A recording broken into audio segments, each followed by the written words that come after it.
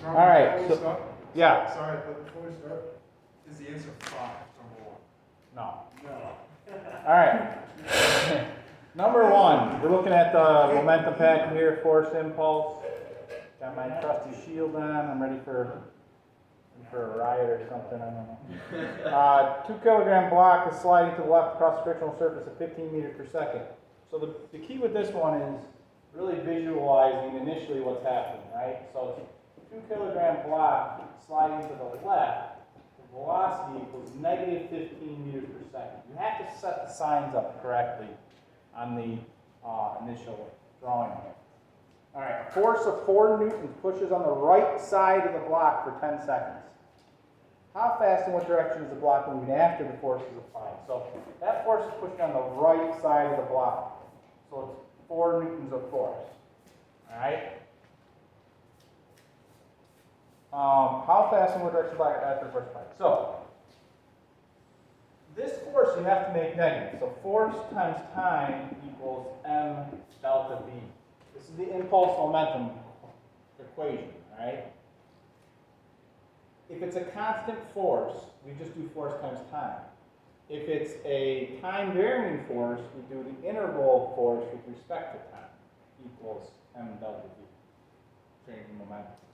All right, so I prefer to solve this for the change in velocity and then figure out what the velocity is after the fact.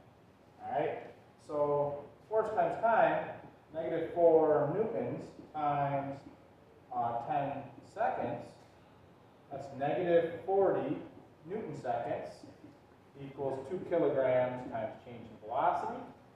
The change in velocity, therefore, is negative 20 meters per second. So the velocity change by this force on this object is negative 20 meters per second. So since our, and then you can use just any of the basic equations, right? Final velocity is always equal to initial velocity plus acceleration times time. Or you could say plus delta v, right? So your final velocity has to be negative 15 plus negative 20. It's negative 35 meters per second. Now, if this block was sliding to the right initially at positive 15 meters per second, then this force would be in the negative direction. The velocity, change in velocity would still have to be negative 20 meters per second. So in that case, the answer would be 5. All right, because if it was sliding to the right at positive 15 meters per second, velocity is changed by negative 20. All right, so negative 20 plus 15 is negative 5. So you can get 5 by doing the wrong signs on things. That's exactly what I did. All right, so that can happen. And if this was a multiple choice question, you guarantee that's going to be one of the choices I would put. Right? So I would try to trip you up on that. All right, number 2 is a classic baseball problem. All right, what's that? Can you repeat that? I didn't hear you. Baseball has a mass of 0.145 kilograms, 145 grams. A fastball pitches around 40 meters per second.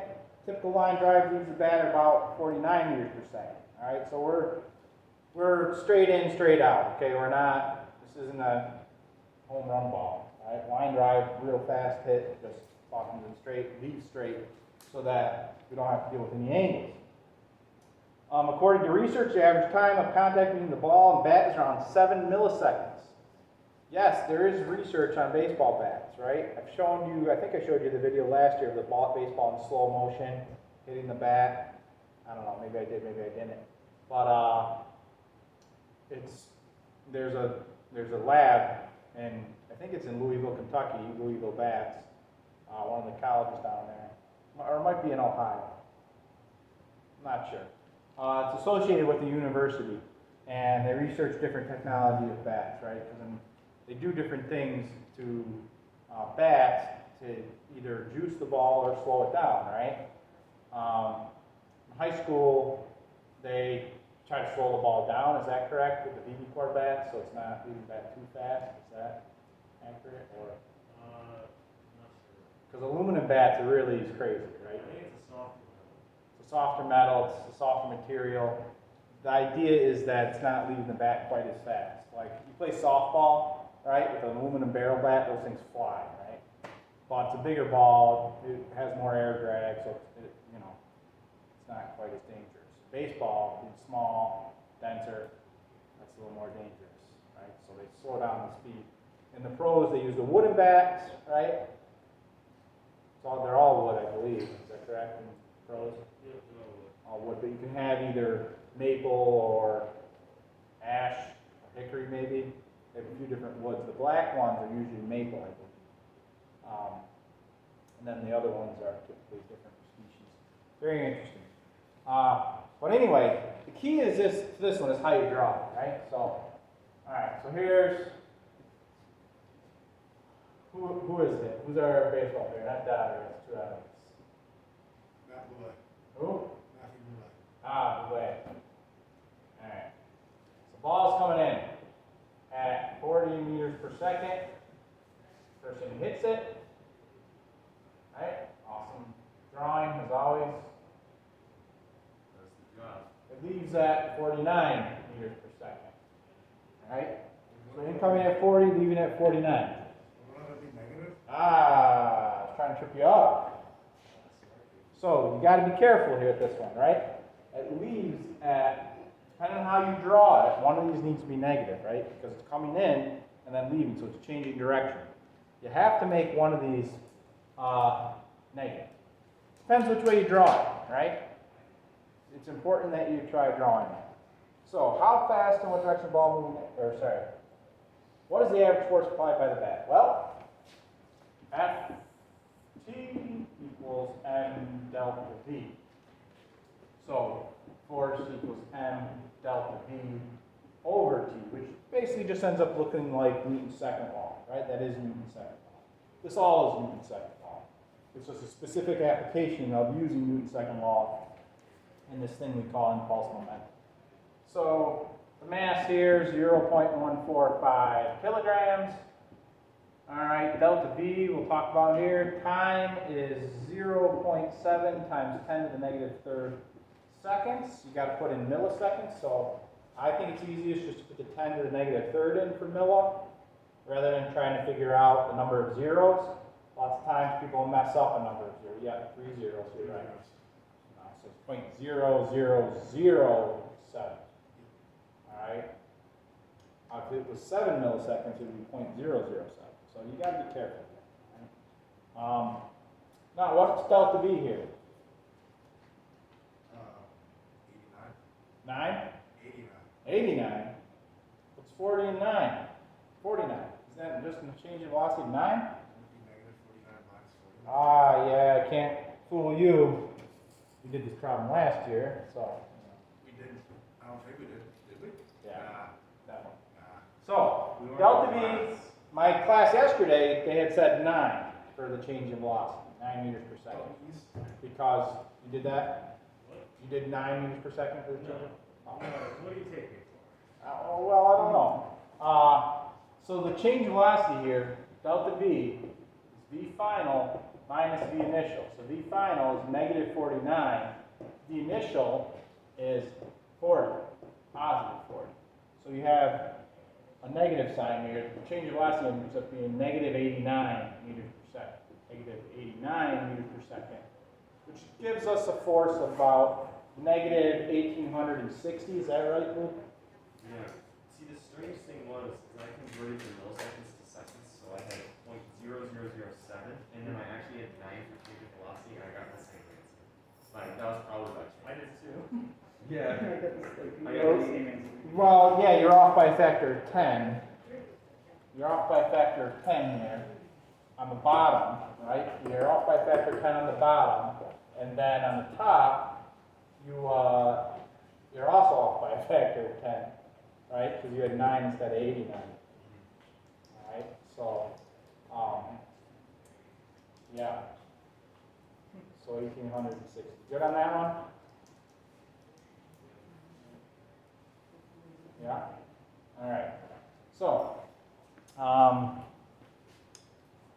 Is the force applied by the bat constant the whole time? How do we know?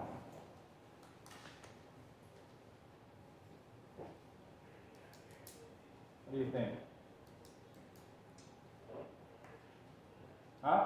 What was that? Is the force from the bat constant the whole time? No. What's it? Yes? Yes? No?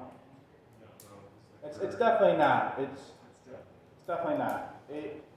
If you watch the high speed, and I can show you this video once we're done recording here.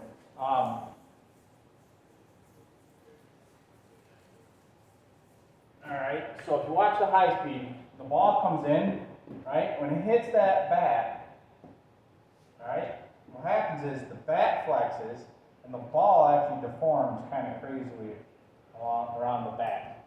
And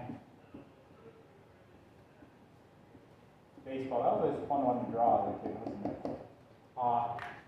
So the ball gets warped around the bat and it acts kind of like a spring. It springs off. So as it gets compressed, that force peaks. And just like we were talking about with Mr. Moore, the actual graph for the force versus time here ends up being a Gaussian, what's called a Gaussian distribution. It's a time-based Gaussian distribution. It can be position or time. Ends up being this real sharp peak, right? And the idea of some of these bats, right, that flex a little more, that are a little bit softer metal, is to drive down that peak, right? The area under the curve, right? So here's this area, here's this area. The area under the curve between the two has to be the same because it's going to be, well, in this case, not necessarily with the bat, but you drive down this peak, reduce that area under the curve, right? So if you can, in any collision, for instance, this is why we have padded equipment for sports, right? Any collision, if you can stretch out the length of time that you change velocity over, right? It's almost like pulling the sides of this function and the peak has to decrease. So the maximum amount of force decreases as you increase the length of time the collision takes, right? So this is how any padding and any athletic equipment works. An airbag, this is how an airbag works. This is how cars are engineered, right? We just had Tiger Woods' accident, right? You saw that car, the front end and back end were demolished, but the cabin area was intact. This is how we engineer cars, right? We make the passenger cabin robust, roll cage usually kind of built into the frames nowadays, but then the engine and trunks are designed to crumple zones. And what that does is when you get into collision, that energy or the time it takes to stop is increased. So if you can go from 1 millisecond to 2 milliseconds, you've literally cut the amount of force in half, the peak force in half. Doesn't seem like much of a change, but you know, if you can double the amount of time it takes for something to stop, then the amount of force is cut in half, and so on, right? You ever seen the stunt men and women with the big, huge airbags when they jump off of buildings? Like these huge airbags. They're like taller than this room. When they hit it, it kind of like claps in around them. Ever seen those? No? Yeah, well, it's a fair, right? Did they? Yeah, it's really expensive. You just go right in. Yeah. So again, the whole idea there is it increases the length of time it takes for you to stop, thereby reducing the amount of force, the peak of that force. So, if you look at number 3 and 4 now, number 3 here, collision between two objects produce the following force versus time graph, all right? It's a nice sharp triangle, which is not typical. That's not what forces usually look like, right? They usually are this, you know, this bell-shaped curve of some kind. But we'll take a look.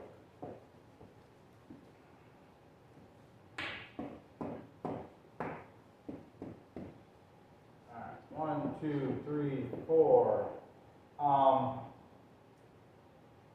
Now, the flaw in this problem is that I say it's a collision. collision between two objects produces the following force versus time.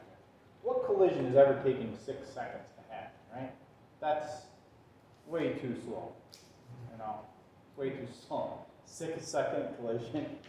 That doesn't make sense, right? Like, that's absurd. I should maybe change this to like milliseconds at scale, right? That would make a lot more sense. Maybe like a car with a fender bender. Maybe like sliding, or you know, they hit and slide and stop. I don't know. It's an artificial time. But anyway, watch what happens here. So if one of the objects has a mass, and the other thing I should have put in this problem is the fact that it's make it a head-on collision. All right. So one of the objects has a mass of 40 grams, which is 0.040 kilograms. All right, it's traveling at the positive 15 meters per second. What is the magnitude and direction of the object's velocity after the collision? All right, so force times time equals m delta v. Well, I can't just do force times time here because our force is a function. We have a graph, we just don't have this constant force. All right, so what do? Well, the whole point here is the area under the curve is going to give us this side of the equation, give us the impulse. All right, so the area under the curve here is 1/2 base times height. So the area under a force versus time graph is change in momentum or impulse. So 1/2 base times height. So 6 times 4 is 24. Half that is 12. So 12 Newton seconds is our impulse. So 12 Newton seconds equals 0.040 kilograms times the change in velocity. All right? You're going to change the velocity, and let's be careful with our forces here, right? Holy cow. Let's get this and then figure out if this is going to be a positive or negative change in velocity. Wait, this is weird. I did 3 times 4 because at the peak of the thing, I got 12. Is that just by coincidence? Or? Well, why'd you do 3 times 4? Because that was when it hit the... Yeah, it's just coincidence. Yeah, All right. So if you do this, you get a delta V of 300 meters per second. Now, is this a positive or negative? If this is a head-on collision, which direction is this force? This is just the magnitude of the force here, right? This doesn't tell us the direction of the force. We have to interpret the direction of force from what I'm telling you. I should have written in the problem that this was a head-on collision. So if you did this wrong, that's okay. I would be more specific next time or provide a drawing with it. So if it's a head-on collision, which direction is the force acting on this mass going to be? To the left, right? The force on it, make a bolder arrow. This is the force, right? So in fact, that 12 Newton seconds here should be negative. Impulse is a vector quantity, all right? Impulse is a vector quantity. It has a direction. So this actually should be negative 12, our impulse, making our change of velocity negative 300 meters per second. So that means our final speed, or final velocity of this object is actually going to get smashed, turned around, and blasted out. Blasted away at some crazy high velocity. All right?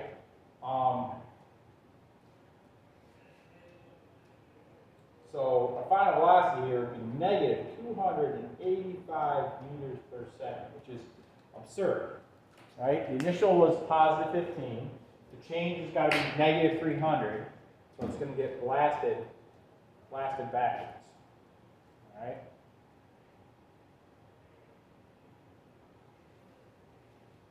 I thought I had a question.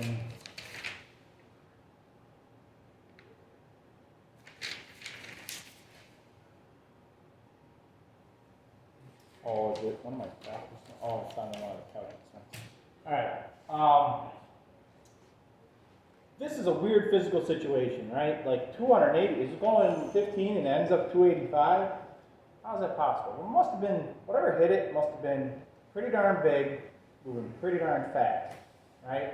This could be, you know, if you think about the scale, this is like a fly on a windshield or something, right? Where the fly is just kind of moving slow. It's a Trebek truck.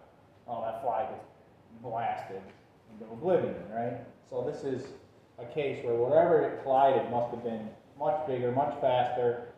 This length of time is huge, so that's weird too. You know, not a perfect question, but the essence here is to realize this, all right? The main point of this question is realizing that the impulse has to be gotten from the area under the curve. Now, when you're given these graphs of the impulse, when you're given these graphs of impulse, this is the force action on each object that's colliding, all right? Each object has this magnitude of force acting on it. And this is why momentum is conserved in every collision. Because one of the objects, this impulse, is going to be positive. The other object, this impulse, is going to be negative. Because of Newton's third law, equal and opposite forces. So when you're given one of these, you got to be careful. You got to think about the physical look of this system, the physical setup, how things are moving, and you got to say, okay, is the object I'm being asked about, is this going to be a positive impulse or is this going to be the negative one? Because anytime there's two objects, one of them is going to have the negative impulse, one is going to have the positive impulse. They're equal and opposite. The total change in momentum of the system is zero, right? One of them gains momentum, one of them loses momentum, so to speak. The net momentum change is zero. That's why momentum is conserved. They experience the same force for the same amount of time, but in opposite directions.